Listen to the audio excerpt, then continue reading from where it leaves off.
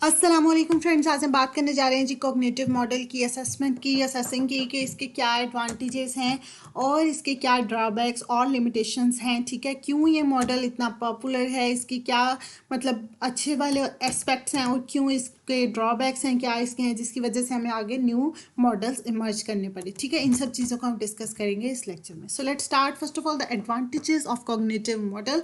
तो cognitive model के advantages में बेसिक यहीं से पता चल जाता है कि कितना एडवांटेज है कि आजकल जो जितने भी क्लिनिकल साइकोलॉजिस्ट हैं टुडेज सोसाइटी में, तो वो क्या कहते हैं, 31% उनमें से अपने आप को कहते हैं कि वो क्या यूज़ कर रहे हैं, कॉग्निटिव मॉडल को यूज़ कर रहे हैं। वो क्या हैं, कॉग्निटिव क्लिनिशियंस हैं।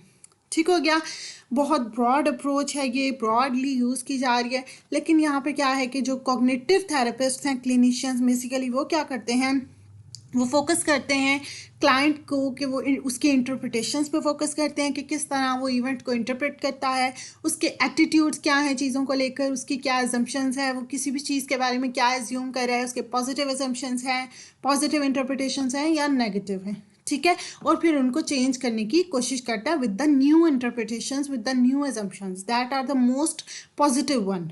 ठीक हो गया, ये काम करते हैं कौन, कॉग्निटिव क्लिनिशियंस। ठीक है, और जो दूसरे होते हैं कॉग्निटिव बिहेवियरल क्लिनिशियंस, वो क्या करते हैं, वो कॉग्निटिव ये वाले जो कॉग्निटिव प्रिंसिपल्स हैं इसके साथ साथ लर्निंग प्रिंसिपल्स को भी अप्लाई कर रहे होते हैं, क्योंकि हमें पता है जो बिहेवियरल मॉडल है वो क्या करता है, वो किस चीज़ पे बेस करता है, लर्निंग प्रिंसिपल पे। ठीक है, तो इसलिए वो क्या कर रहे होते हैं, साथ साथ लर्निंग प्रिंसिपल्स को भी यूज़ कर रहे होते हैं।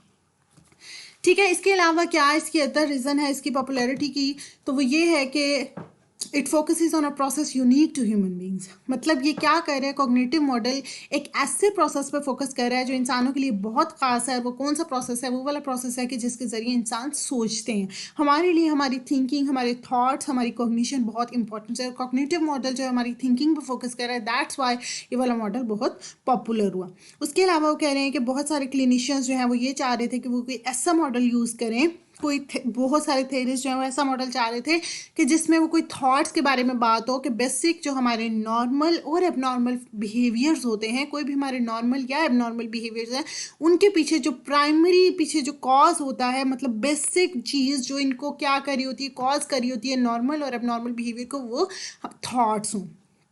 ठीक है, माइंड की जो थिंकिंग है वो क्या करी होती है, कॉज करी होती है नॉर्मल और एबनॉर्मल बिहेवियर को। अगर कोई मॉडल इस चीज़ पे फोकस करता है तो उनके लिए क्या है, वैल्यूएबल है। तो इस लिहाज से क्या है, क्योंकि ये कॉग्निटिव मॉडल इसी चीज़ पे फोकस कर रहा है तो इसलिए ये भी क्या है, पॉपुलर है। ठीक हो गया, उसके अलावा वो क्या कह रहे हैं कि इस पर बहुत सारा कॉग्निटिव जो थेरीज हैं इन पर रिसर्च भी की जा सकती है। ठीक है, और एक दूसरी रीज़न इसकी पॉपुलैरिटी की ये है कि इसके अंदर जो is the impressive performance of cognitive and cognitive behavioral therapies। cognitive और cognitive behavioral therapies जो है इनकी परफॉर्मेंस बहुत अच्छी है, मतलब लोगों को अच्छे से ट्रीट कर रही हैं। ठीक है, इंडिविजुअल थेरेपी में भी, ग्रुप थेरेपी में भी, साइबर थेरेपी में भी। इसके अलावा बहुत सारे मतलब डिप्रेशन के patients, panic disorders, social phobia, sexual dysfunctions, इन सब चीज़ों में हमारे पास जो कॉग्निटिव मॉडल है, कॉग्निटिव थेरेपीज़ हैं, इन्होंने बहुत ज़्यादा वैल्यूएबल परफॉर्मेंस दी है। तो that's is the reason of the advantages, मतलब इसकी पॉपुलैरिटी क्यों है। इसके अलावा अगर हम बात करें तो साथ ही साथ कुछ ना कुछ इसके ड्रॉबैक्स भी हैं, कुछ ना कुछ इसके लिमिटेशंस भी हैं, जिसकी वजह से हमें आगे नेक्स्ट मॉडल्स जिस तरह के ह्यूमनिस्टिक एग्जिस्टेंशियल मॉडल्स हैं इनकी तरफ भी जाना पड़ता है। तो वो कौन से लिमिटेशंस हैं, वो कह रहे हैं कि नो डाउट हमारे पास जो कॉग्निटिव प्रोसेसेस होते हैं वो करते हैं, मतलब हमारे माइंड को डिस्टर्ब करते हैं, उससे बहुत सारी जो अबनॉर्मेलिटीज़ होती है उसमें कॉग्निटिव प्रोसेसेस ही डिस्टर्ब मिलते हैं। लेकिन खाली कॉग्निटिव प्रोसेसेस ही नहीं होते, और भी बहुत सारी चीज़ें होती हैं जो ये चीज़ें कर सकती हैं। Cognition seems in psychologically disturbed people could well be, अभी ये भी नहीं हमें पता चल रहा कि ये जो कर रहे हैं कॉग्निटिव प्रोसेसेस का जो ये मसला आ रहा है, ठीक है, अब आया ये कॉग्निटिव प्रोसेसेस की वजह से साइकोलॉजिकल डिस्टर्बेंस हुई है, या फिर लोगों के अंदर साइकोलॉजिकल डिस्टर्बेंस थी जिसकी वजह से अब उनके कॉग्निटिव प्रॉब्लम्स हो गए हैं। ठीक है, मतलब ये कॉग्निटिव प्रोसेसेस साइकोलॉजिकल प्रॉब्लम्स के लिए कॉज हैं या इफेक्ट हैं, ये चीज़ अभी तक हमें नहीं पता चल सकी कि बेसिक इनका रोल क्या है। ठीक है, तो ये आगे इसके ड्रॉबैक कि हमें इनका रोल नहीं पता कि ये कॉज है या इफेक्ट हैं साइकोलॉजिकल प्रॉब्लम्स के लिए। दूसरी चीज़ जो है वो क्या कहते हैं, cognitive and cognitive behavioural therapies are clearly of help to many people, but they do not help everyone.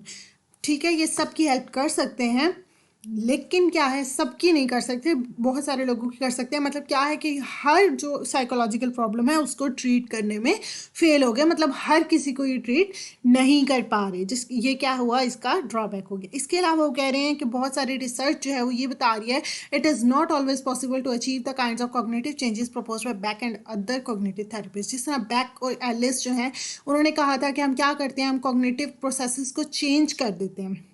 अगर हम किसी की अबनॉर्मेलिटी को ठीक करना चाह रहे हैं तो हमें उसकी कॉग्निटिव प्रोसेसेस, उसकी जो थिंकिंग है उसको बदलना होगा। तो वो कह रही हैं कि हमारे पास ये इतना आसान नहीं होता कि हम हर किस्म की जो सामने वाले की जितनी भी उसकी थिंकिंग है उसको टोटली हम चेंज कर दें।